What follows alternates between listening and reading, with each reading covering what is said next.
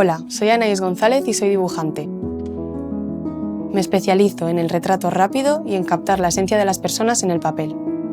Gracias a la exposición que me proporcionaron las plataformas digitales, he podido concretar encargos personales y comerciales. Un cuaderno de bocetos es como una línea del tiempo del proceso artístico de uno mismo.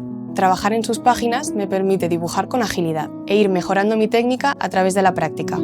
Esta experiencia sirve de referencia a nuevas piezas y también para entrenar la mirada. Para el sketch utilizo concretamente portaminas. Esta herramienta me da un trazo más preciso y fino y me ayuda a obtener un estilo espontáneo y expresivo. La simpleza del grafito aporta mucha personalidad a los retratos. Es posible explorarlo de forma relajada y divertida, pero siempre con respeto a la técnica. En este curso de doméstica aprenderás a dotar de expresividad tus dibujos y a incrementar tu destreza a la hora de representar la anatomía facial.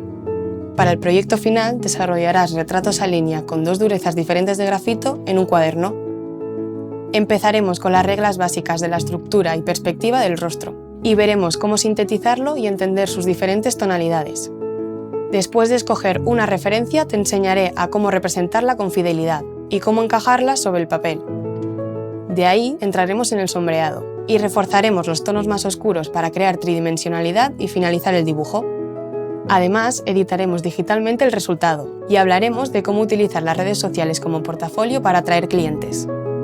Al terminar las lecciones podrás hacer del boceto una práctica diaria para mejorar tus habilidades. Así que coge tu sketchbook, tus lápices o tus portaminas y encuentra tu propio estilo. Agiliza tu mirada para conseguir retratos a grafito nítidos y precisos.